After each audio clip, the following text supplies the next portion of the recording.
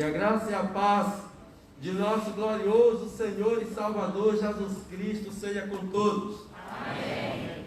Que bom estar aqui na casa do Senhor. Que bom que você veio para adorar a Deus. Amém? Que bom que você veio nesta noite, domingo de ceia. Bênção de Deus. Que bom que você está em casa, cultuando ao Senhor conosco. Que bom que você está fazendo do seu lar um lar de adoração, de louvor, de intercessão ao Deus dos deuses, aleluia, ao Senhor dos senhores, aquele que fez os céus e a terra e que é poderoso para nos abençoar. Continuemos orando, continuemos meditando em 2 Crônicas 7, 13, 14 e 15, até que esse mal venha desaparecer, pois lá está escrito que se o Senhor disse, ele enviar a peste entre o seu povo, e se o seu povo, que se chama pelo meu nome, o seu nome, né, se humilhar, orar, buscar a sua face, se converter os seus maus caminhos, então o Senhor ouvirá dos céus, perdoará os nossos pecados e sarará a nossa terra. Maior que a pandemia, maior que esse problema é o Senhor. O Senhor é grande. Na verdade, não é nem para a gente usar desses termos, né, irmãos? Porque Deus é grande, imensurável. Aí fala assim, Deus é maior que a pandemia. Claro que é aí um entendimento para os irmãos entenderem que grande não é a pandemia, grande não é a pandemia, grande é o Senhor. Mas a grandeza de Deus é imensurável. Então não dá para se fazer, às vezes, comparativo, nem tão pouco com a pandemia, mas é só uma força de expressão mesmo. Abra a sua Bíblia em Atos dos Apóstolos. Nós estamos pela manhã estudando aqui com uma temática muito interessante, escola de oração, exatamente para fazer os enfrentamentos, e tem sido uma bênção aqui, orando com personagens, aprendendo com personagens da Bíblia de grande relevância, que em determinados momentos da história foram significativos para a mudança da nação e do mundo. Então nós tivemos aqui, no primeiro domingo que começamos a nossa BD, estudando acerca de Daniel, o personagem Daniel, e vimos também os seus companheiros. No domingo fizemos também a meditação a este respeito. Já tivemos Fabiano ministrando pela manhã, ministrando pela noite, e vimos ali como Daniel foi marcante na vida de 4 reis e na história de Israel e no império da época babilônica. A gente teve Daniel na vida do rei Sírio, do rei Dário e mais o Belsazar. Depois nós vimos aqui o pastor Josemar ministrando sobre Jesus, como Jesus orava, como ele tinha vida de oração, o que ele nos deixou de ensinamento a este respeito. Também ministrando na noite, foi muito bom. E hoje nós tivemos aí o pastor Daílson ministrando sobre a vida de oração de alguns apóstolos, como Pedro, João e Paulo. E eles como base ali da igreja, a gente tem Tiago, que Paulo cita esses 3 como colunas, como base da igreja, como eles tiveram as suas vidas marcadas e a igreja marcada pela oração. E agora à noite nós vamos dar continuidade a isso, falando exatamente dessa igreja que ora. E o que acontece quando a igreja ora? E a gente vê aqui a igreja primitiva, que ela nasce embaixo de oração. O apóstolo Paulo nasce embaixo de oração. Os discípulos nasceram embaixo de oração. Jesus, antes de escolher os seus discípulos, passou a noite em oração. Que bênção! Então vamos à leitura em Atos 4, do 23 ao 31. Atos 4, do 23 ao 31. Mais uma vez, sejam todos bem-vindos. E você que está cultuando ao Senhor através da internet, nosso muito obrigado. Continua aí orando por nós. Irmãos de Tarantim, Igreja Batista Sião, irmãos lá de, quero abraçar aqui, irmãos lá de Vila do Estrela, como diz a nossa missionária, a pastora Senilda, ela fala com muito amor acerca dos irmãos de Vila do Estrela, que na próxima semana, se Deus permitir, no domingo pela manhã, nós estaremos ministrando a ceia lá em Tarantim e no sábado à noite em Vila do Estrela. Também os irmãos da Igreja Batista Sião, aqui de Tapetinga, lá com a missionária Neide, alguns cultuando ao Senhor através aí da internet, e tantos outros de diversos lugares. Então, eu lerei um verso e vocês lerão o seguinte. Eu quero ver uma leitura aí bem linda, tá bom? Eu quero informar que nós estamos com um número tranquilo dentro do nosso espaço. Hoje é o dia que a gente está tendo um número maior de pessoas desde quando retornamos com as restrições estabelecidas pelo decreto municipal, que se mantém o distanciamento social nas nossas reuniões, com todos os critérios que a gente tem feito, que é uso da máscara, uso do álcool em gel na entrada, e não estar cumprimentando, pegando na mão, nem orando de mãos dadas, enfim, sem abraço, e todo mundo já está bastante consciente. Só quero informar que nós estamos dentro da nossa quantidade, dentro do nosso espaço, dentro do nosso espaço com tranquilidade. Então, o nosso diácono, o irmão Justino, tem nos mantido informado. A gente tem sempre acompanhado a quantidade de pessoas de cada reunião. Nós temos o registro, inclusive de hoje à noite, pega aqui 177 pessoas com tranquilidade, tá bom? Então vamos lá. A leitura, Atos 4, 23 ao 31, diz assim: uma vez soltos, procuraram os irmãos e lhes contaram quantas coisas lhe havia dito os principais sacerdotes e os anciãos. Vocês, verso 24.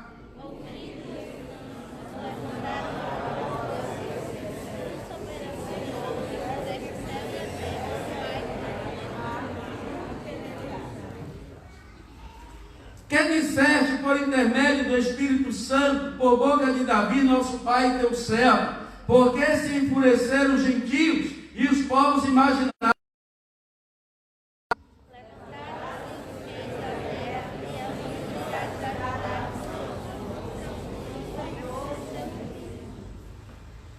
Porque verdadeiramente se juntaram nessa cidade contra o teu santo servo Jesus, o qual ungiste Herodes e Pilatos, e pôs Pilatos com gentios, a gente de Israel, e gente de Israel.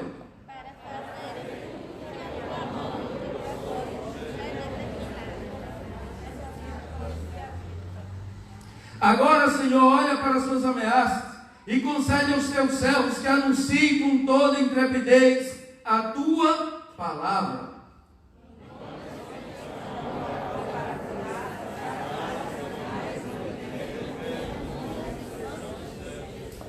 Tendo eles orado, tremeu o lugar onde estavam reunidos, e todos ficaram cheios do Espírito Santo, e com intrepidez anunciavam a palavra de Deus. Todos lendo o verso 31, vamos lá?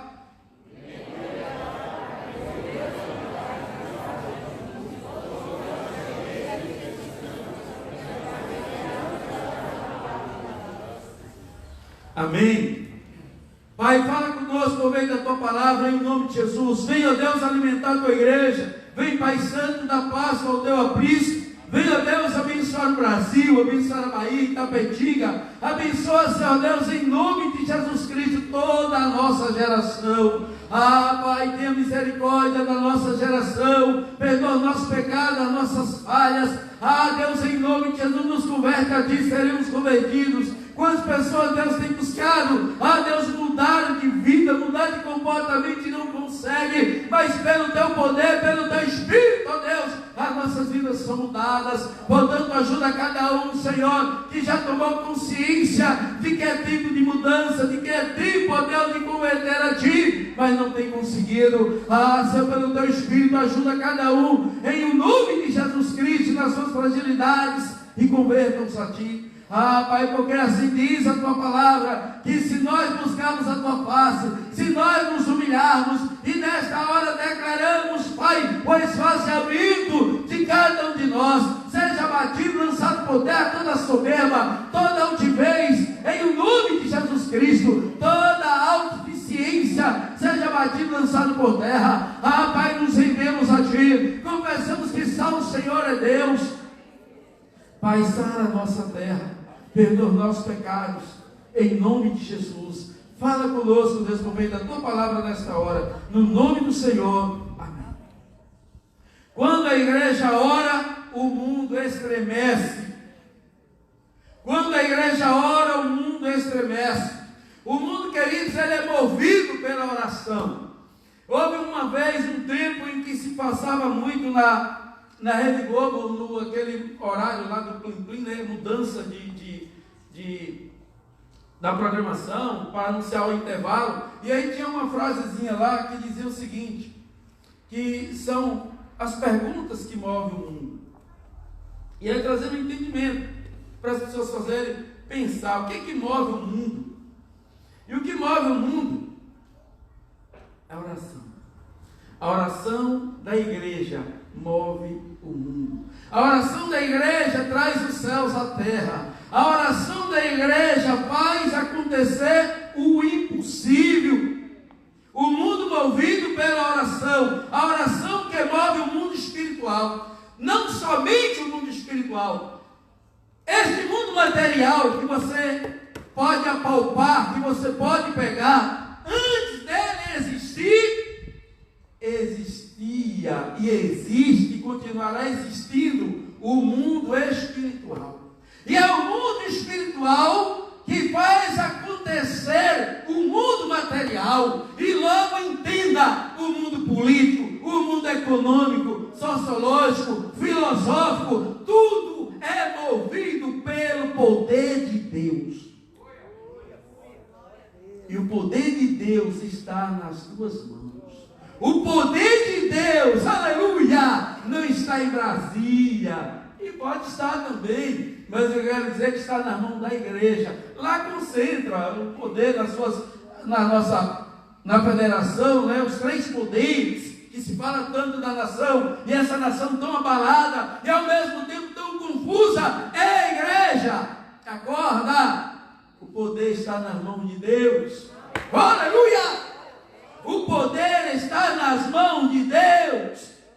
O apóstolo Paulo fala lá na sua carta à igreja que estava em Coríntios, 2 carta de Coríntios, capítulo 10, verso 4 e 5, dizendo que as armas da nossa milícia não são carnais, mas sim poderosas em Deus, para destruir fortalezas, anulando o sofisma. Você sabe o que é o sofisma? A meia verdade. Sabe o que é o sofisma? O engano. E o que tem tido de engano por aí? Grande mídia, reportagens, pela metade, fala tirada de contexto, com toda uma dinâmica, com toda uma intencionalidade. Inclusive, o que mais ouvimos nesses dias no noticiário, do meio, é de desidratar, tem que desidratar. No momento de uma pandemia, no momento em que a economia está indo a colapso, no momento em que a saúde está fragilizada, as pessoas estão adoecendo, as pessoas estão morrendo. Aqueles que pensamos que está em suas mãos o poder da nação, estão preocupados consigo mesmo. E aí muitos da igreja, nós precisamos entender que o poder está na igreja e olharmos para aquele que domina os céus, a terra, o mar, e fixar nossa mente lá. Pois assim, irmãos, está escrito: as nossas armas, elas são poderosas em Deus para destruir fortalezas, para anular sofismas e toda altivez, tudo que se levanta contra o conhecimento de Deus. Quantas coisas têm se levantado contra o conhecimento de Deus na nossa nação? Como tem sido as nossas últimas festas populares, não apenas se usando contra o conhecimento de Deus, mas exaltando a Satanás e botando Jesus de forma humilhada nas principais vias, das principais avenidas, das metrópoles mais conhecidas da nação, e fazendo do nosso Senhor, o soberano, um espetáculo para o mundo, vencido por Satanás. Ah, coitados! Ah, coitados! Isso não vem de agora, vem de ideologias de não sei quanto tempo, numa desconstrução da fé, tentando desmerecer a Deus, porque se desconstrói a ideia de Deus, desconstrói a ideia de família, desconstrói tudo. E alguns batendo palmas, aplaudindo. Misericórdia. Deixa eu falar uma coisa. O Brasil, um Brasil estremecido por uma igreja que ora. Eu creio nas orações que foram feitas, nas que têm sido feitas. Creio na oração que faço ao Deus que oro. Creio, queridos, é hora de orarmos por todos os estados. Uma Bahia estremecida para uma igreja que ora. Uma cidade estremecida para uma igreja que ora. Quem é da turma da oração não tem medo. Quem é da turma da oração não tem medo. Quem é da turma da oração não teme o futuro e nem tampouco o presente. Quem é da turma de oração, quem tem vindo aqui orar, quem tem vindo para a nossa BD, quem tem acompanhado, basta as últimas lições. Armaram para Daniel. Armaram. E o meio político, armaram para Daniel por inveja. A cova dos leões foi uma armação. Mas o soberano estava lá e tirou. Sedraque, Mesaque e Abednego foi para a fornalha, mas lá estava o Senhor. Ouvimos de Jesus. Ai, quantas vezes tentaram pegar Jesus? Mas o que é que eles diziam? Por causa do povo. Essa igreja nós vamos ver um pouquinho mais na frente aqui. Quantas vezes tentaram aqui prender os apóstolos, mas depois, por causa do povo. Estude mais sobre isso, por causa do povo. Será que não tem alguma coisa? Por causa do povo não vamos fazer isso agora. Por causa do povo não vamos fazer isso. Por causa do povo não vamos fazer aquilo. Por quê? Glória a Deus. Por causa do povo.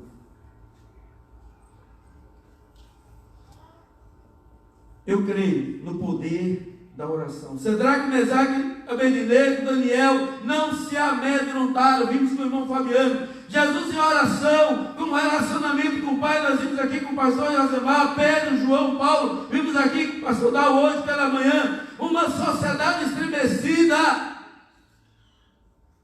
mediante o poder da oração, porque é uma igreja que ora. A igreja do Senhor acordou para orar já faz um tempo. A igreja do Senhor no Brasil, ela foi despertada pela Valnice Milhomes lá atrás, que trouxe vários seminários de oração, foi acordando a igreja, foi conscientizando a igreja. Valnice Milhomes sofreu uma influência de Mauro Cerulo, e que por sua vez vem, e aí a gente passou a ter um grande movimento de oração no Brasil, e muitas coisas têm mudado. Muitas coisas têm mudado. E muitas para mudar. E vai mudar para melhor. Não tenha dúvida. Vai mudar para melhor. Não tenha dúvida. Ah, pastor, estamos caminhando para o fim. Sim. Mas a igreja está na terra. Aleluia. Estamos caminhando para o fim. Sim. Sim, ouvimos muito. Porque essas questões estão para além de questões políticas partidárias. Isso existe também, para muito além disso, as questões do anticristo, do espírito do anticristo, que está aí. Dentro agora de um cenário não mais local, mas global, mundial, já fazendo um exercício de controle social, botando todo mundo ali. Claro, sim, sim. Mas o poder está na igreja. O Espírito de Deus está em nós, a igreja do Senhor. Enquanto a igreja estiver na terra, ela é detentora do poder. O poder da igreja, o espírito do anticristo não prevalece sobre o espírito do Altíssimo. O inferno não prevalece contra a igreja do Senhor Jesus. Nem homens, nem principados, nem potestades, nem ideologias. Quem é o homem? Quem é Satanás? Quem é o inferno? Quem é o anticristo? Nada diante de uma igreja que ora.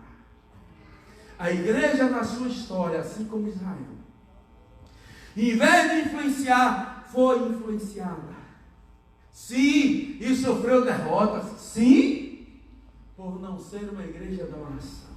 Porque quando era uma igreja da oração, e a igreja brasileira tem sido uma igreja de oração, ainda que criticada por alguns, até crentes, pasma, até crentes, está aí, hipocrisia, oração nas praças, sim, a oração coletiva tem que ser anunciada, aí, é porque tem que estar, é porque Jesus disse que não pode anunciar com a mão, sim, ali é no sentido pessoal, no sentido coletivo tem que anunciar assim, jejum coletivo tem que anunciar assim, não como é que vai fazer jejum coletivo? Misericórdia de muitos irmãos que estão cegos, misericórdia, e precisamos orar por isso. Precisamos orar por eles. Precisamos orar. Irmãos, existe um único Senhor e soberano. E a igreja está aqui orando, voltada para esse Senhor soberano, todo-poderoso. A oração que estremece o mundo, preste atenção a isso aqui. Preste atenção a isso aqui. Se você pegar dessa mensagem apenas isso para mim, eu me dou por satisfeito. A oração que estremece o mundo é aquela que pede que seja feita a vontade de Deus. Não a nossa. Quantas vezes a gente pede, né? Momento de eleição, Deus, seja feita a tua vontade. Aí quando faz, sim. A gente pediu para que fosse feita a vontade de Deus e está pertinho. Bem que eu queria que fosse outro gestor, mas é o que está. Seja feita a vontade de Deus.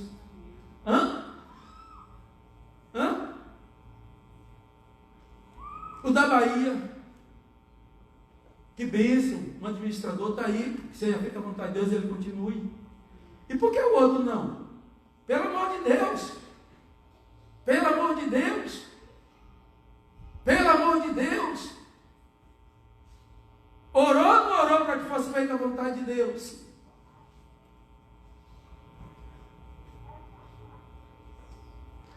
A oração que estremece o mundo é aquela em que a nossa vontade é submetida à vontade de Deus. Você está disposto a orar para que seja feita a vontade de Deus?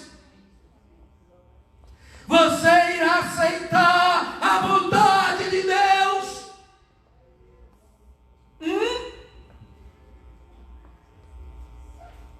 Você irá aceitar a vontade de Deus? Quantas vezes oramos por algo e depois não aceitamos?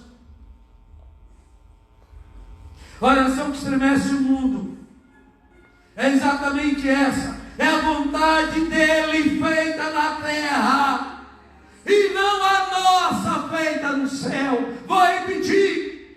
A oração que estremece o mundo é aquela que nós oramos para que seja feita a vontade dele na terra e não a nossa no céu. Afinal, foi esse o ensinamento que recebemos de Jesus. Em Mateus 6, lá do 9 ao 13, quando ele nos ensina a orar, a oração do Pai Nosso, lá está a expressão: venha a nós o teu reino, venha a nós o teu reino, seja feita a tua vontade, assim na terra como no céu. E a vontade de Deus está sendo feita na terra.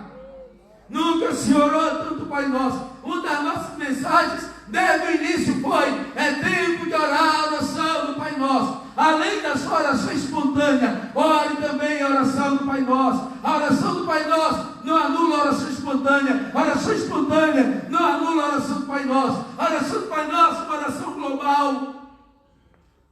Estamos orando, precisamos orar pelo mundo inteiro.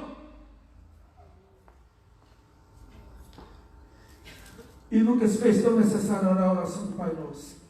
Lembro-me, quando eu penso sobre a vontade de Deus, eu lembro da oração do Pai Nosso, lembro também de João 6, do 38 ao 40, que Jesus Cristo diz assim: eu desci do céu, não para que fosse feita a minha vontade, mas a vontade daquele que me enviou, e a vontade daquele que me enviou é esta, que eu não perca nenhum daqueles que ele me deu, mas que tenham vida eterna e eu ressuscite no último dia. Jesus aqui viveu focado em fazer a vontade do Pai e não a dele. É o exemplo, queridos, que nós temos. Trazer para a nossa vida de oração, trazer para nós mesmos a nossa. E se a vontade dele for contrária a nós, que nos rendamos. Ou então não somos seus servos, seus discípulos. Deixaremos de ser então cristãos, porque aquele que se submete a Cristo, que se sujeita a Cristo, que se rende a Cristo, que vive por Cristo e para Cristo. Cristo é o Senhor e não César. Cristo é o Senhor e não partido, não ideologia e não uma personalidade. Cristo é o Senhor. Cristo é o Senhor. Cristo é o Senhor. Eles estão aqui enfrentando isso. A igreja está enfrentando esse dilema.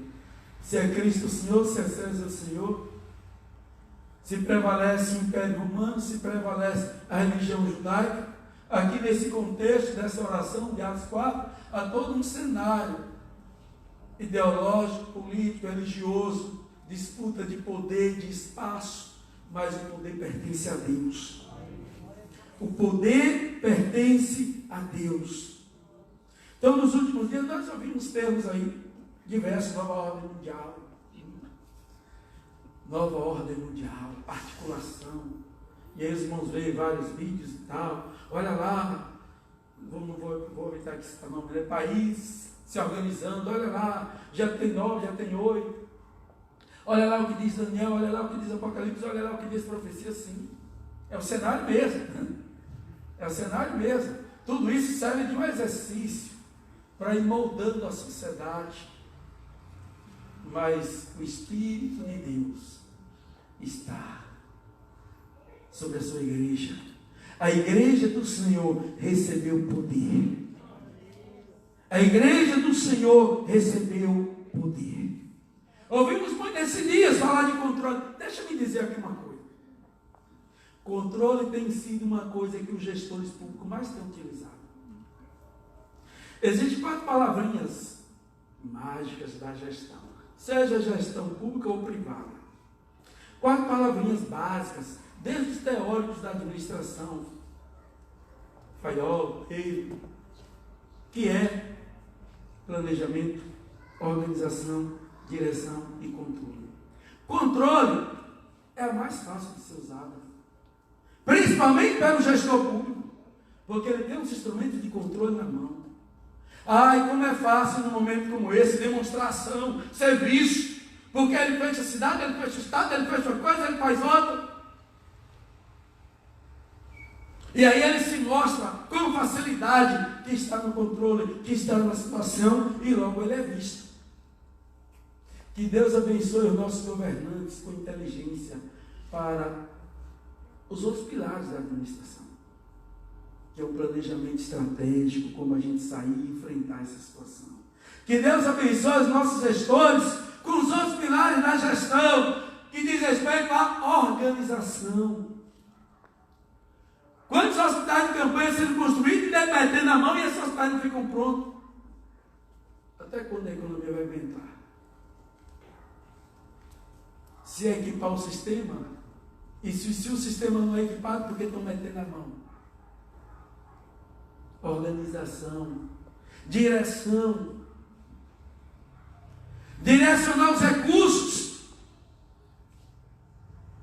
para que eles cheguem, para que haja eficiência, para que haja eficácia. Que Deus abençoe os nossos governantes, que eles não fiquem grudados apenas no controle, porque esse controle também, se os outros 3 pilares da gestão não forem executados, ele pode chegar a uma exaustão social, porque esse instrumento de controle não é suficiente. Não são suficientes. Deus nos livre. Deus nos livre. Precisamos orar mais e não sermos tolos. Não sermos tolos.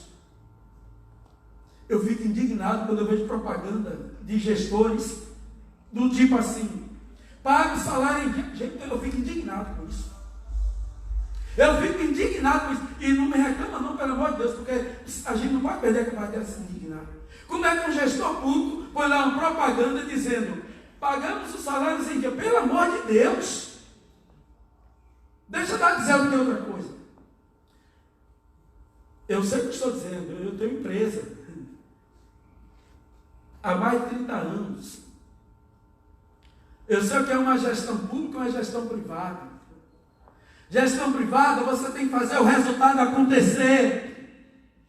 Você tem que fazer o resultado acontecer. Gestão pública, as entradas já existem. As entradas já existem.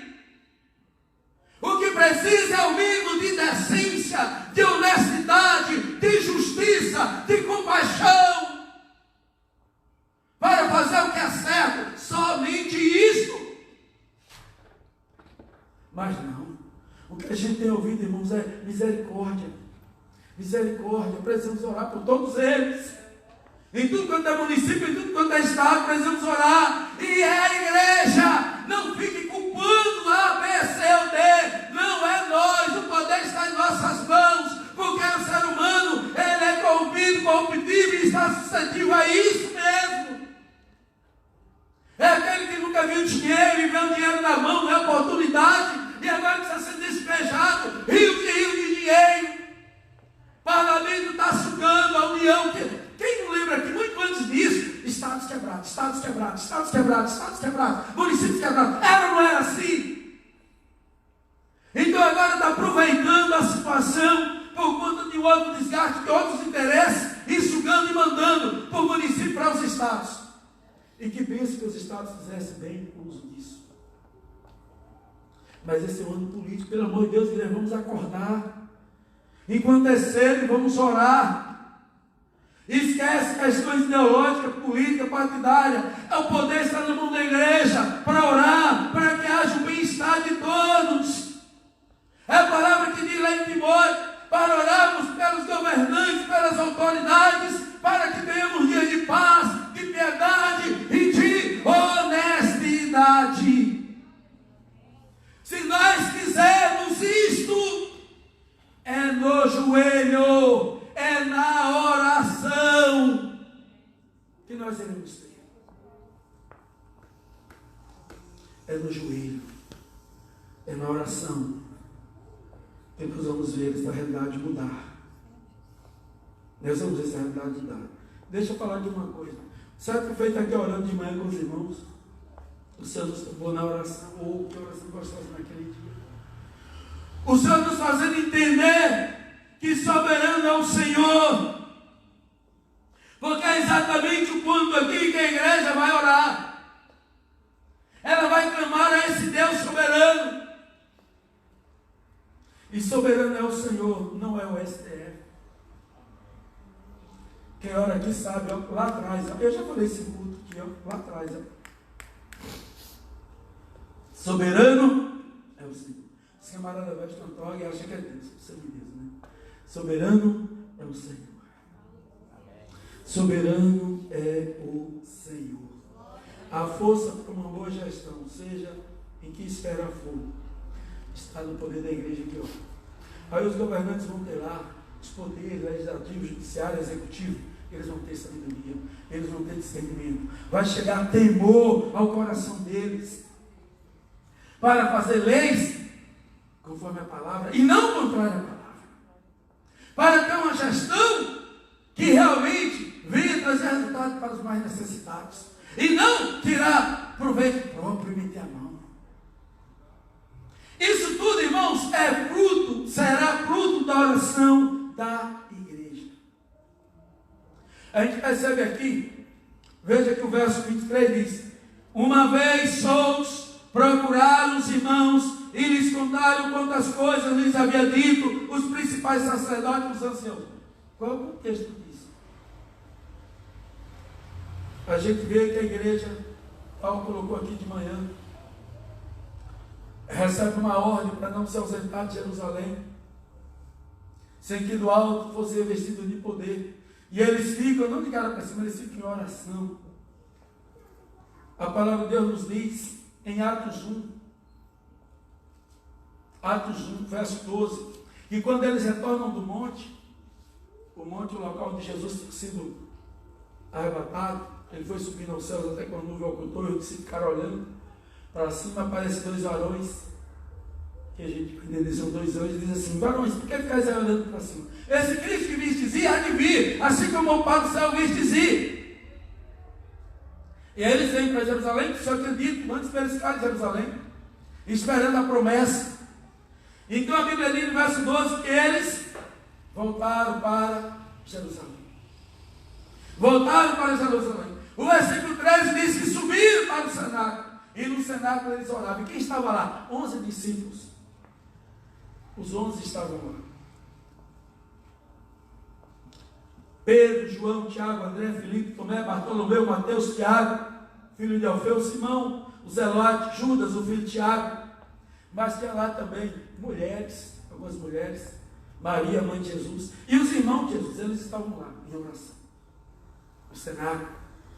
E no cenáculo da oração, a Bíblia diz no verso 14, que todos estes perseveravam unânimes em oração. Unânimes em oração. Unânimes em oração.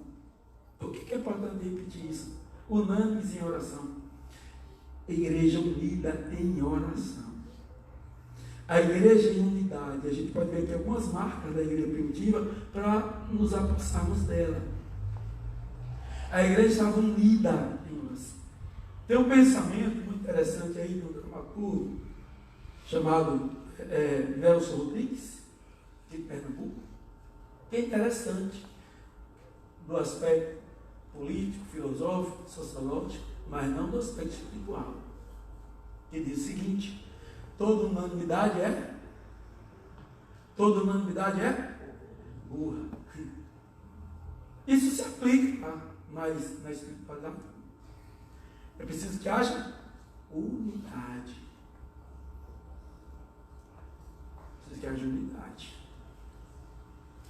Unidade é uma palavra muito entendida também na física. Na união das partes, você tem uma palavra chamada sinergia. Você vai ter uma força maior. 2 mais 2 não vai ser 4, pode ser 6, 8. Então, cuidado, você crente, que talvez use esse termo em qualquer lugar, porque acha bonito isso. Tem gente que fala coisa assim, porque acha bonito. Cuidado. É importante unidade na família, é importante unidade na igreja. Se não houver unidade entre os poderes, que são diferentes, mas precisam ser harmônicos, senão não vai funcionar. Viu? Babel já está aí para explicar para todo mundo. Confusão. Então, cuidado. Aqui diz que todos perseveravam unânimes em oração. Então, os discípulos, aqui no capítulo 4, verso 23, vai explicar o que estava acontecendo. Eles procuraram os irmãos, porque havia ameaças. Os principais sacerdotes, eles estavam esperando no cenáculo. O Espírito de Deus desceu, encheu toda a casa, vidas cheias do Espírito, vidas cheias do Espírito de Deus, casa cheia do Espírito de Deus. Atos 2, se cumpre a promessa, todos foram cheios de Deus, cheios do Espírito de Deus, cheios do poder de Deus. Atos 1:8 se cumpre: recebereis poder. O poder está com a igreja. Recebereis poder ao descer sobre vós o Espírito Santo, e sereis testemunhas. Jerusalém, Samaria e até os confins da terra. Pedro pega a palavra, prega, converte quase 3.000 almas. Isso começa a incomodar o Império Romano. Isso começa a incomodar o sistema religioso, o sistema político. Quase 3.000 almas. Opa, cresceu. Estava ali um grupinho de poucas pessoas, depois junta para 120, e agora 3.000. Já é uma aglomeração. Espera aí, o que está acontecendo? Aí, Atos 3, surge uma cura de um poço de nascença, que o texto vai dizer aí, no verso 22, aí em Atos 4, que ele tinha cerca de quase 40 anos. Um milagre acontece. E esse milagre deixa as pessoas perplexas. E Pedro pega a palavra novamente, prega o arrependimento e fala do Jesus que eles crucificaram. Foi crucificado pelo poder romano. Organizada toda a crucificação com denúncia pela religião judaica. Um oferece denúncia e o outro executa. Um oferece denúncia e o outro executa. Então eles estão trazendo os fatos que estavam ali ocorrendo. E agora, com a mensagem de Pedro, depois do milagre, converte quase 5.000 almas. A gente tem quase 3.000 almas em Atos 2:41, em Atos, depois 4:4 vai falar de quase 5.000 almas. Aí agora o encontro é maior. Então os discípulos foram chamados a atenção, quando ainda souberam dessas coisas, diz os sacerdotes, capitão do templo, e os saduceus ressentidos, por ensinarem eles o povo, e anunciarem em Jesus a ressurreição dentre os mortos. E os prenderam, recolhendo-os ao cárcere, até o dia seguinte, pois já era tarde. Muitos, porém, dos que ouviram a palavra, aceitaram, subindo o número de quase 5.000. No dia seguinte, reuniram-se em Jerusalém autoridades e anciãos e os escribas. Olha a reunião. Com o número dos sacerdotes estava lá Anás, Caifás, João, Alexandre e todos que eram da linhagem dos sacerdotes. E pondo-os perante eles, o arguíram, com que poder, em nome de quem fizeste isso? Não é uma disputa, com que poder você está fazendo isso? Com que poder você está fazendo aquilo? Então Pedro, cheio do Espírito Santo, disse: a autoridade do povo venceu. Visto que antes somos interrogados a propósito do benefício feito ao homem enfermo e do modo por quem foi curado, tomai conhecimento, vós todos e todo o povo de Israel. Que lindo! Aqui agora é o discurso para aquelas autoridades, que ele tinha feito para o povão, já tinha convertido quase 5.000, agora é o outro discurso de Pedro, mais reservado, para o público seleto, autoridades. Tomai conhecimento, vós todos e todo o povo de Israel, de que em nome de Jesus Cristo Nazareno, a quem vós crucificaste, e a quem Deus ressuscitou dentre os mortos, sim, em seu nome é que está curado. É que ele está curado perante vós. Este Jesus, a pedra rejeitada por vós, construtores, a qual se tornou pedra angular, e não há salvação em nenhum outro nome dado entre os homens, nem no céu, nem na terra, nem embaixo da terra, pelo qual devamos ser salvos. Só Jesus Cristo salva. Só Jesus Cristo é o Senhor. E aí Pedro exalta o Senhor Jesus, fala da salvação. E eles, ao verem depender de Pedro, de João, diz o verso 13, que perceberam que eram homens iletrados, incultos, mas admiraram-se, reconhecendo que haviam realmente estado com o Senhor Jesus. Que bênção! Mas eles não se intimidaram, mesmo sabendo que Jesus havia ressuscitado, mesmo sabendo que Jesus é o Senhor, o ressurreto, o Salvador. Por seus interesses pessoais, ideológicos, religiosos, políticos, não abriram mão da vontade de Deus e aplicaram a sua vontade. Fizeram uso do seu mecanismo, do seu sistema. Ai daquele que se levantar contra o sistema. Ai daquele que se levantar contra o sistema.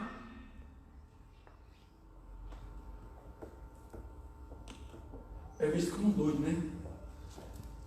Pois é, mas desde quando Deus levanta um aqui, outro ali, contra os sistemas. Então está lá Pedro falando de Jesus. E eles tentaram dissuadi-lo que parasse. E diz verso 15, mandando-nos sair do Sinédrio, consultavam entre si, dizendo: que faremos com estes homens? Pois na verdade é manifesto a todos os habitantes de Jerusalém, que é um sinal notório, foi feito entre eles, feito por eles, e não podemos negar. Nós não podemos negar. Não podemos negar que Jesus ressuscitou. Não podemos negar que o coxo está andando, é um milagre, está entre nós. Não podemos negar que conhecereis a verdade, e a verdade vos libertará. E a verdade nesse país há de ser revelada, custe o que custar, haja o que houver, doa quem doer. A verdade, esse versículo tem sido profetizado. Só não aceita quem não é da verdade, mas quem é da verdade se rende. Quem é da verdade se vende, se rende. Nós nunca tivemos na nossa história um slogan como este: Deus acima de todos, e conhecereis a verdade, e vai lá vos libertar. Nunca tivemos. Haja o que houver, haja o que houver, que a verdade venha. Porque o Senhor é Deus da nossa nação. O Senhor é Deus da nossa nação. E do mundo. Ele é Deus, Ele é soberano. Mas para que não haja maior divulgação entre o povo, a preocupação com o povo, a preocupação com a opinião pública, não é de agora. Foi com Jesus. Tentaram matar Jesus, mas diziam: não, por causa do povo, não é a hora. É muita covardia. Eu vi numa reunião aí, de um determinado grupo, inclusive um camarada dizendo: não, tem que desidratar, não é hora. Outros mais avexadinhos, né? Verdes. Mas os mais maduros, mais que não é hora, tem que esperar, desidratar, tem que fazer isso, tem que fazer aquilo. Pelo amor de Deus. Pelo amor de Deus. Não importa quem está na cadeira, a gente precisa orar, seja no município, no estado ou na União, porque se não for o Senhor, a gente perece. E o nosso foco tem que estar no Senhor, sem nenhuma paixão, é no Senhor. Governante vem, governante vai, a nação permanece. Prefeito vem, prefeito vai, Itapetinga permanece. Governador vem, governador vai, a Bahia permanece. Pastor vem, pastor vai, a igreja permanece. E o governo é de Deus. É Deus na sua soberania, fazendo as coisas acontecer, permitindo as coisas acontecer. Ora a gente vê uma intervenção direta do Senhor. Ora, Deus vai deixando acontecer aí. Ora, Ele intervém diretamente. E quando é Deus intervém diretamente na história, a história mostra que Ele tira todas as possibilidades humanas para que todos vejam e saibam que é Ele no comando. Aleluia! Que é Ele no comando. Que bênção. Que bênção. Então eles estão dando um relato, citando a preocupação deles. Chamando-os de Israel 18, orou-lhes que absolutamente não falasse nem ensinasse o nome de Jesus. Tem muita gente incomodada. Mas Pedro e João responderam: julgai, se é justo diante de Deus ouvir-vos antes a vós outros, que é a Deus. Pois nós não podemos deixar de falar as coisas que vimos e ouvimos. Depois, ameaçando-os mais ainda, soltaram, não tendo achado como os castigar. Procurar, vasculhar a vida deles, mas não achando. Claro, se achar, justiça seja feita. Mas não achando nada, diz o verso 21, por causa do povo. Por causa do povo. Porque todos glorificavam a Deus pelo que acontecera. Vamos soltar. Não tem como prender. Não tem como matar. Vamos soltar, tem que soltar. Então aí os discípulos trazem esse relato para a igreja. A igreja que tem o poder dado pelo Senhor, Mateus 18, 19 e 20. O Senhor Jesus Cristo deu poder à sua igreja, dizendo que o que ela ligar da terra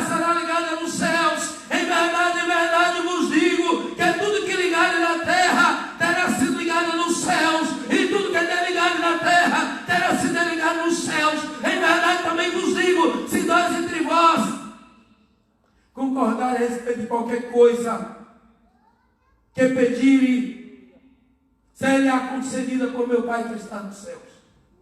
Pois onde tiver 2 ou 3 reunidos no meu nome, eu estou no meio deles. A autoridade é dada à igreja. E nós, como igreja, precisamos ligar poder político da nossa nação e do mundo, uma Organização Mundial da Saúde perdida. Aí tem gente que se baseia na Organização Mundial da Saúde. Deve dizer aqui uma coisa: ah, pastor, minha autoridade é. Tem hora que ele diz lockdown para todo mundo, depois diz não, para os países mais pobres não.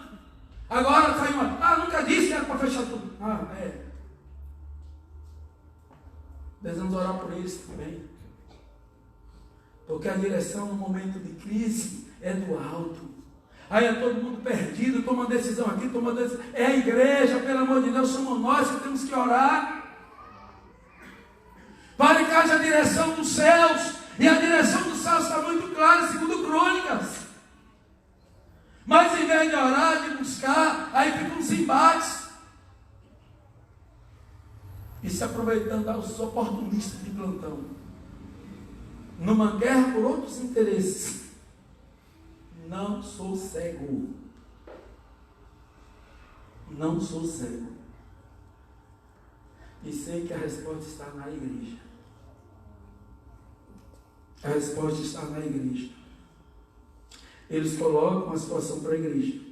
E irmãos, que coisa linda. A igreja vai orar.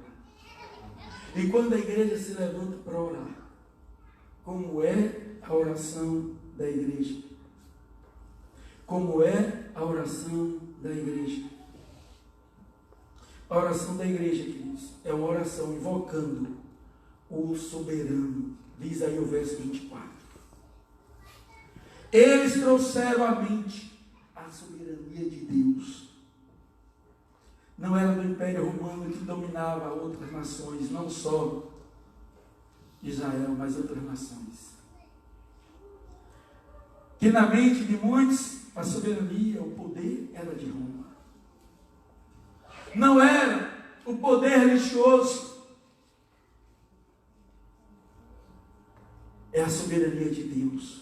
Trouxeram à mente a soberania de Deus. A igreja se dirige a Deus como soberano Senhor. Aqui há um entendimento no original como deportes, termo designado para denominar um proprietário de escravos e uma autoridade de poder inquestionável. Poder inquestionável pertence ao soberano, aquele que é dono das vidas, que dá a quem quer. A vida emana de Deus, Deus é o autor da vida. Ele faz o que Ele quer, quando quer, como quer e com quem quer. Pois todas as nações rendidas por um vírus que nem sequer se consegue ver olhando, estão perdidos. Ciência perdida. Oh, louvado seja Deus. O que, pastor? Sim, por causa da autossuficiência. E digo mais, enquanto nós, sociedade, não nos arrependemos e não reconhecemos, mais demora. Quanto mais rápido nos curvarmos. Entender que é pela oração, entender que é a igreja que tem a resposta. Quanto mais rápido nos humilharmos, quanto mais rápido buscarmos, mais rápido sairemos da crise. Quando você se vê aperreado aí, numa linguagem assim bem interiorana, ore. Quando você se vê angustiado, ore. Quando você se vê com medo, ore. Quando você vê essa insegurança, essa instabilidade toda aí, política, econômica e tal, ore. Quando você vê esse universo de incertezas, que é cada vez mais gritante. Essa semana eu fui convidado para dar entrevista em Tororó e eu fui. E como foi interessante ali, houve várias perguntas. Inclusive alguém perguntou lá qual era a minha opinião a respeito dessa questão de isolamento e tal. Eu disse, não, eu entendo que é importante que haja dinâmica. Primeiro que se leve em consideração a demanda, para a partir da demanda se ter uma dinâmica social. E não uma coisa, porque a vida não é linear. O Brasil, uma imensidão dessa, está puf, tudo. Nem fechar tudo e nem abrir tudo. É a dinâmica social conforme a demanda. Qual é a demanda? Se a demanda pede, então que se use com rigor o isolamento necessário. Mas se não há demanda, pelo amor de Deus, não se corrige o problema criando um monte de outros. Um monte de outros. E aí criança, porque tem crescido o número, inclusive de crianças, desencantando com a vida. O que é que eu vou fazer? Não pode sair de casa, não pode ir para a escola, não pode brincar, o que é que eu vou fazer? Desencantando com a vida. Tem crescido o número. Eu sei o que estou dizendo. Irmãos em Cristo, irmãos. Imagine outros.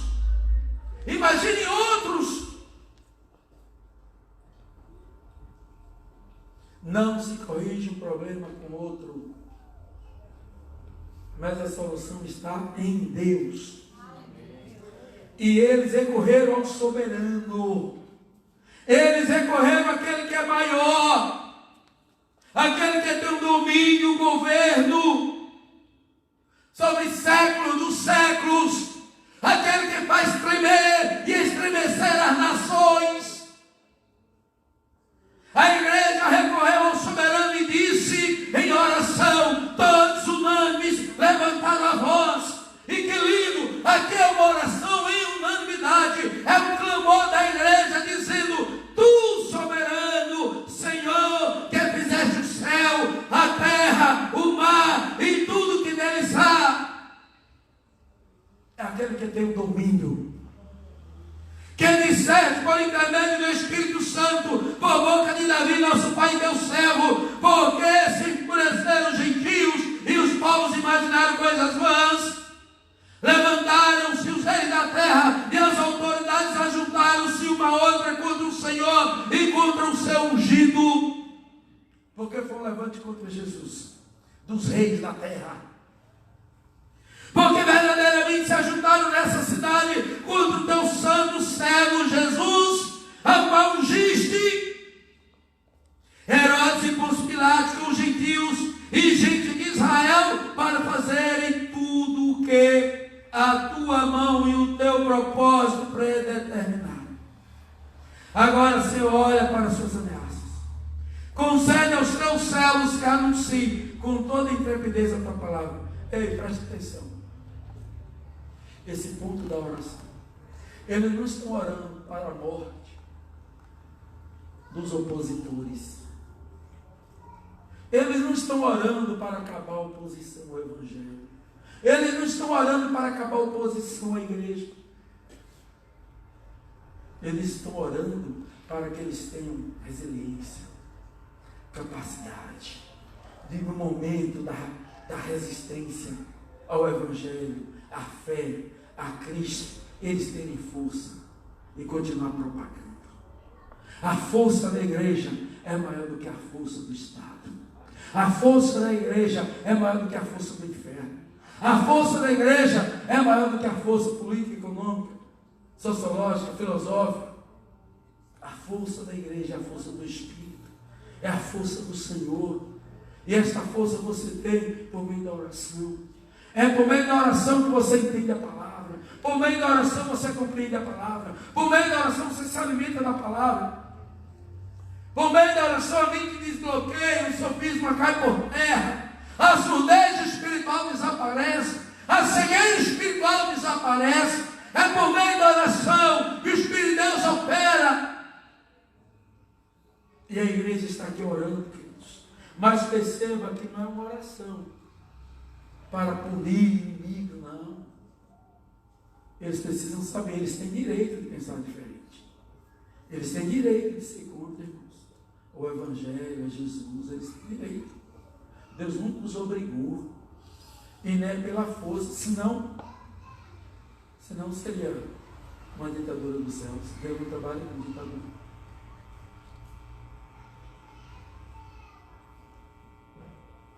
E eles oram para que o Senhor lhes desse força. Olha para as suas ameaças, concede aos teus servos que anunciem com toda a intrepidez a palavra. Mesmo diante das ameaças, foram presos, foram escoteados, foram proibidos de pregar. E a igreja está orando pelos apóstolos, para que anunciem com intrepidez a palavra, não enfraqueçam. enquanto estendes a mão para fazer curas, sinais, prodígios, por intermédio do santo nome de Jesus. Ministra poder, ministra autoridade. No momento como esse, é exatamente isso que precisa da igreja, a manifestação do poder de Deus por meio da igreja, é a manifestação do amor de Deus por meio da igreja. Foram as marcas da igreja ali, irmãos, que precisam serem vistas aqui. Quais eram as marcas da igreja naqueles dias? Eles estavam firmes na doutrina dos apóstolos. Doutrinação, você já viu muito essa frase? Doutrinação, doutrinação, doutrinação. Já ouviu muito isso? Todo mundo está consciente disso, né? Queremos fiar o entendimento através da educação. Qual é a doutrina que a gente segue? A igreja, ela estabelece alguns pilares, a igreja primitiva. Doutrina dos apóstolos. Comunhão. Comunhão. Comunhão com Deus uns com os outros. Solidariedade, partir o pão por necessitados. A gente precisa se valer desses pontos. Nos firmarmos na doutrina dos apóstolos, fazer um autoexame. Opa, peraí, que doutrina que eu estou seguindo? Comunhão com o Senhor e uns com os outros, tendo a comunhão como o maior bem que a gente tem a comunhão, foi paga pelo sangue de Jesus lá na cruz. Não negocie sua comunhão por nada. Não perca sua comunhão. Algo que tem gente perdendo comunhão. Oh, meu Deus do céu. Olha, a gente sofre ano de eleição, sabia? Todo ano de eleição tem perda na igreja. Todo ano de eleição tem baixa entre os irmãos. E detalhe, não é só quem perde, não. Tem gente que ganha e sai da igreja. Estou dizendo aqui no sentido político. Tem outros que perdem e saem da igreja. Não é só que sai da igreja porque perdeu. Tem gente que também sai porque ganhou. Misericórdia. Misericórdia. A nossa comunhão, irmãos, com Deus e uns com os outros está acima. Está acima. Pelo amor de Deus. Então precisamos nos valer destes pontos básicos da fé, da igreja primitiva. Então, doutrina dos apóstolos, comunhão, partir o pão, solidariedade, dividir o que tem com o que não tem, principalmente nesses dias aí, dessa crise. Eu quero aqui aproveitar para abrir um parênteses rapidinho, eu sei que estou me estendendo já muito, mas lá na entrevista, que me antecedeu a Sibeli, que ela foi falar do programa do governo estadual, dando aí as bolsas, que é dado para os alunos da escola estadual, e eu fiquei com o coração partido, porque eu estava no programa no momento, mas eu não quis interferir, né? Às vezes a gente acaba participando da entrevista do outro, inclusive ela participou da minha, mas no final eu disse, ô Sibeli, fiquei com uma vontade de participar dessa entrevista para dar uma dica do que fazer com esse benefício. Eu sei que é R$55. Não é isso? 55? Vocês não dá para nada. O governo orienta. Eu digo para comprar alimento teria entrarão. Mas, olha, irmãos, presta atenção aqui. A cesta básica dada pela Zalé, tem na noite do Cristo. O que é que as pessoas faziam? Vendiam. Ah, mas se só vendesse, outros que faziam? Trocavam por drogas. Tem aí o benefício do governo. Vai lá, vê lá no comércio o que é que muitos têm feito. Comprado coisas supérfluas. E eu fiquei com o coração partido. Aí na hora eu compartilhei com ela, com Jeremias. Eu disse, olha, é interessante que a gente dê dicas. Porque existe aquele jovem que tem um espírito empreendedor. E tem muitos que estão recebendo aí, que já tinham o seu orçamento, a sua família, já tinha então um dinheirinho extra. Então o que fazer com o dinheirinho extra? Ah, estou com o dinheiro extra, eu vou gastar. Chega ali na pizzaria e pronto, já foi embora. O que eu digo aqui direto, e eu falei até para eles que eu falo na igreja, você tem uma espiga de milho? Não coma todos os grãos. Não coma todos os grãos. Se você plantar, se você separar um grão de milho, um pé de milho, às vezes dá até 3 espigas, ou mais. Mas tudo bem, uma espiga só, que um grão de milho vai andar. Quantos grãos você não vai ter? E se você separar 5 grãos? Ah, pastor, é só R$55. Ô, pastor, é só R$600.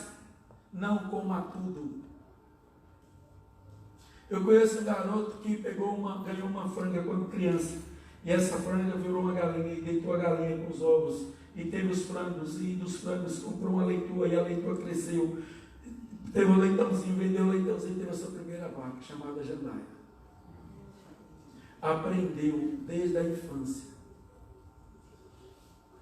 Eu sei o que é você plantar um pé de chuchu na biqueira. Sabe o que é isso, né? Biqueira em casa?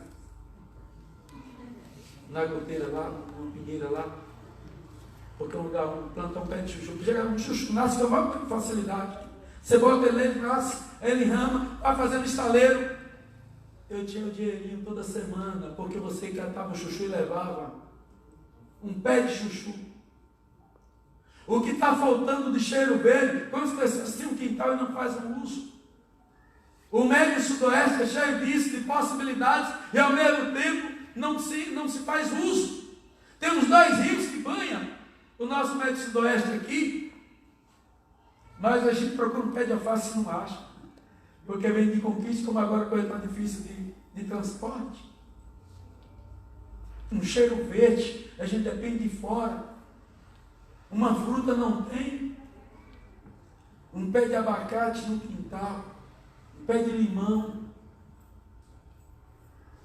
E eu fiquei assim, pensa que eu saí chateado comigo, porque... Mas foi bom, eu compartilhei com ela, compartilhei com Jeremias, de ideias que a gente pode estar... Não quer dizer que a pessoa faz com o seu dinheiro o que quiser. O governo dá dica lá, compra alimento. Eu queria dar uma outra dica de fazer um empreendimento. Ah, pastor, não dá. Pois é, né? Você pode começar até a vender máscara, já que máscara está aí agora, né? Começar. E ali em Tororó, eu imaginando, ali como ali o pessoal de Tororó tem aproveitado bem a via aí, o nosso projeto Paz na Estrada, a gente sabe que período de movimento passa mais de 10 mil veículos, imagina.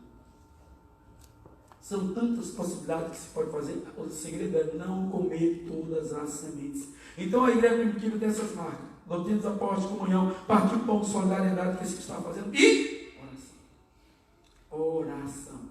Então, querido, sinalizando aí, é o sinédrio ali reunido, podia fazer ameaças, proibições, tentar silenciar a igreja, mas as autoridades deles estavam sujeitas a uma autoridade maior, o soberano. Os decretos humanos não podiam passar por cima dos decretos de Deus. Supremo é o Senhor. Não era o sinédrio judaico que estava no controle da situação, nem mesmo os Césares de Roma, mas o Todo-Poderoso que está sentado no trono do universo. Eu concordo com o pensamento de Tozer, que diz o seguinte: o maior problema da igreja é que ela não medita o suficiente acerca da grandeza do seu Deus. Tozer disse que o maior problema da igreja é que ela não medita na grandeza, na dimensão, no tamanho do Deus que tem. Não é o nosso caso, porque desde o ano passado que a gente tem falado do Deus grande. Jeremias 33:3, clama a mim, anunciar-te-ei coisas grandes, firme que não sabe. O povo estava no Império Babilônico, com a cabeça do grande império, que era o maior da história, Nabucodonosor, o maior dos reis, o mais dominador. Mas Deus, através do profeta, faz despertar o seu povo para enxergar que grande é o Senhor, grande é o Eu Sou, os seus exércitos, o Todo-Poderoso. Precisamos, irmãos, compartilhar o Senhor em sua glória, majestade, poder e grandeza. Jesus ressuscita e recebe todo o poder no céu e na terra. Qual o tamanho do seu Deus? O profeta Isaías, pensando a esse respeito, disse assim, está lá em Isaías 40, 12 a 16, ele disse o seguinte, que Deus é aquele que mede as águas. Eita, Deus mede as águas.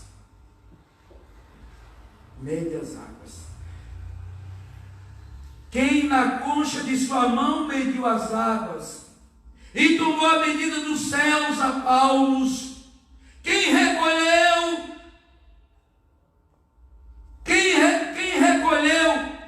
na dessa parte de um éfa o pó da terra e pesou os montes, enrolando os outeiros em balança de precisão.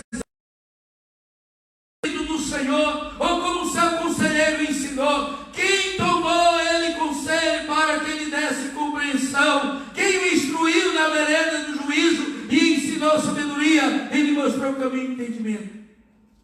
Eis que as nações são consideradas por ele como um pingo que cai em um balde, como um grão de pó na balança. As ilhas são como pó fino que se levanta.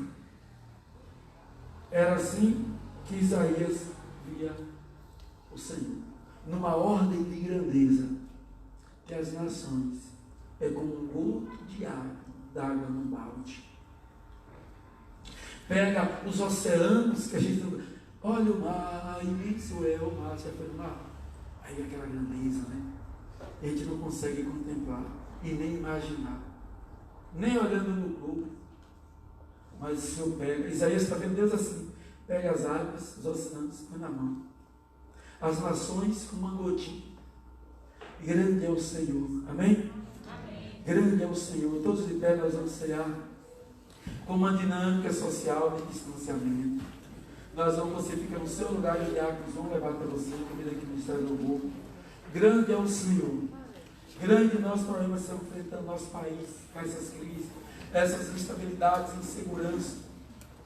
Olhe para o Senhor, porque no Senhor você tem segurança. Olhe para o Senhor, que do Senhor vem a solução. Ore ao Senhor, porque o Senhor dará aos nossos governantes em todas as esferas direção, e nós venceremos no nome de Jesus tudo que está acontecendo. Glória a Deus. Grande é o Senhor. Deus seja louvado. Grande amor dele demonstrado na cruz por nós. E nós vamos cear agora meditando o amor de Deus, que é maior. A graça de Deus é maior que os nossos pecados. Onde abundou o pecado, superabundou a sua graça.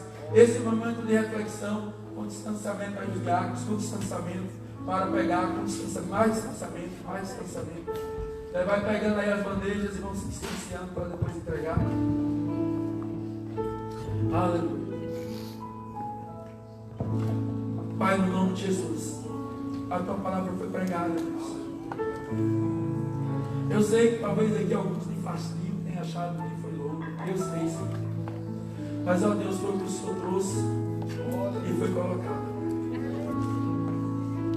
Meu Deus, a tua palavra foi posta diante do teu povo, daqueles que em casa congregam, cultuam. A tua palavra foi colocada, Deus, aqui na tua igreja, e que ela surja o seu efeito. Pois está escrito que a tua palavra, ela não volta vazia. Assim como a chuva que desce e rega a terra, ela não volta vazia. Sem que antes produza o seu fruto. Assim, meu Pai, a tua palavra que nesta noite foi ministrada, que ela destroce, que ela destrone principados, potestades, sofisma, que ela lance por terra, que ela abra os olhos espirituais, ouvidos espirituais, entendimento de que só o Senhor é Deus, de que soberano é o Senhor, de que o Senhor tem o poder. O Senhor é o Deus que tens o controle da história, que intervém na história, faz o que quer, como quer, quem quer, quando quer. A vida pertence a ti, a vida emana do Senhor, é o Senhor quem dá a vida e tira, o Senhor bate, exalta, o Senhor enriquece e empobrece. O Senhor é Deus, que nos amou de tal maneira e nos deu o teu Filho, para que por meio dele viéssemos a ter vitória sobre a morte, sobre o pecado. Tu és o Senhor que não poupou o seu Filho, antes o entregou por nós. Como não nos dará por meio dele todas as coisas? Obrigado, Deus, pelo teu grande amor demonstrado por nós ali na cruz. Obrigado, Jesus, pelo teu grande amor por nós demonstrado ali, em que morreste a nossa morte, para que tivesses a sua vida. Obrigado, Jesus. Obrigado, Jesus, pelo teu Espírito que habita em nós. Não nos deixaste órfãos, sozinhos. Nos enviaste o teu Espírito, que nos faz forte para combater, para resistir ao poder das trevas, ao Espírito de Cristo.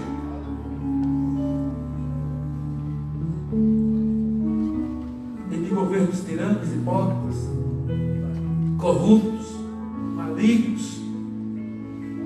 Obrigado, Senhor, pelo teu Espírito que habita em nós, nos fazendo enxergar, nos dando discernimento. Obrigado, Obrigado, Senhor. Abençoa, Deus, cada ovelha com tua bênção. Que esta ceia seja um momento de reflexão.